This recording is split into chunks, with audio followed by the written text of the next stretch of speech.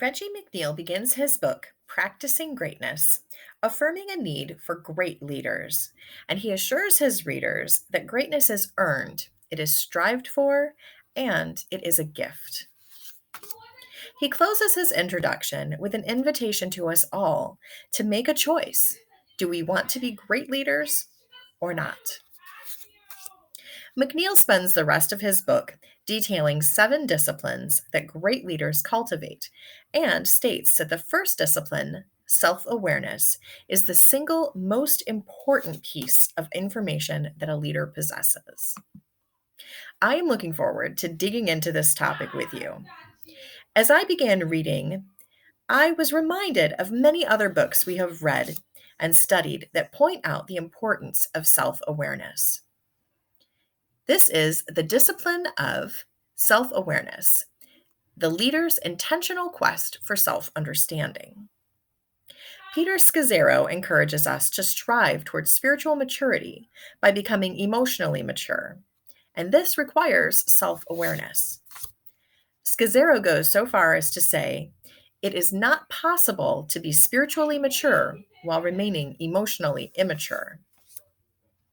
We must take a deep look at who we are and where we come from. Scazzero would describe some of this process as facing your shadow, while McNeil says we dig into who we are. We learn our first life lessons in our family of origin. Then we spend the rest of our lives either building on these lessons or trying to overcome them. Our family has a huge impact on us, both good and bad, and we must understand this, and we have to process this in order to become emotionally mature. Were you a blessed child? Did you grow up in a loving home, surrounded by unconditional love? Or did you grow up feeling unloved, unwanted, and isolated? No matter how you grew up, what your family looked like, or if you were a blessed child or not, God can and will use you. McNeil stresses the importance of recognizing addictions and compulsions.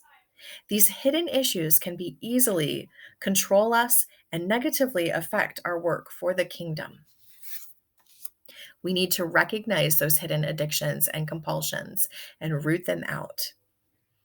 Another key issue for leaders is healthy boundaries. McNeil compares boundaries to fences. Some leaders don't guard their gate, and they allow too many people and too many things to get in, while other leaders don't open up their gate and keep too many people and too many things out. Our goal as spiritual leaders is to help people find and live in the love of Christ and experience the life that God intended for them. We must love and respect others in order to do this. McNeil says, the more self aware leaders become, the greater their capacity to respect other people for who they are. All of us have personal markers on our life, and like our family of origin, these markers, along with our DNA, define who we are. Spiritual leaders have a calling, and this calling is personal. The on a leader's life frames that life and defines who they are. Talent is a gift from God. McNeil says, leaders in true possession of their strengths understand the source of their strengths. They attribute their accomplishments to the giver of their abilities. This is something that I know I struggle with. I love recognition, and it's very hard for me at times to remember and to admit and to acknowledge that those gifts and talents and accomplishments are all gifts from God.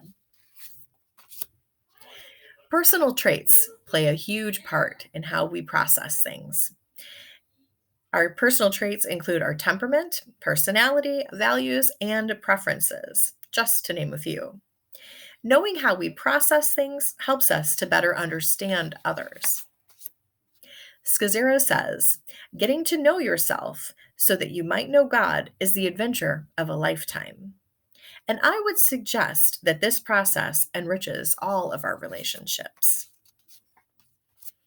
The final personal marker McNeil addresses is key life events. We are all shaped by our experiences, and we can examine them to see how God was shaping us through them. I did an activity many years ago in a Bible study where we mapped out important life events. It was fascinating to see how God had led me and helped me to grow through some impactful times in my life.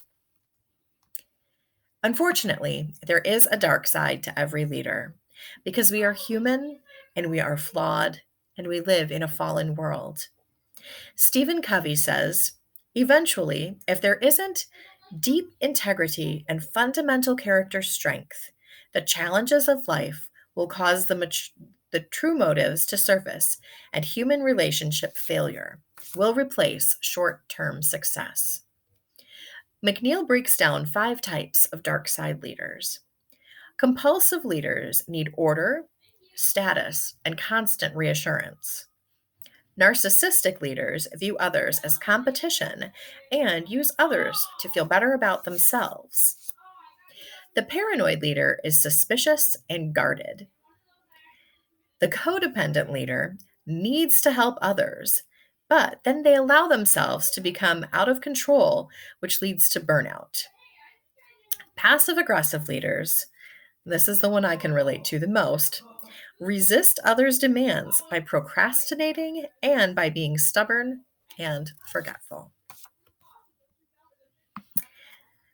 Self-awareness takes effort and it takes time. Failing to gain appropriate self-awareness holds us back from serving others. We can become a hollow leader with no sense of self, playing an empty and meaningless role. Or we can become a self-absorbed leader, wrapped up in ourselves and oblivious to the needs of others. As we reflect over the next few weeks on the disciplines of extraordinary spiritual leaders, I pray that God would open our hearts and show each of us areas in our lives that we need to give to Him so that we can run this race and run it well. As Hebrews 12, 1 and 2 says, therefore, we are surrounded by such a great cloud of witnesses. Let us throw off everything that hinders and the sin that so easily entangles, and let us run with perseverance the race marked out for us.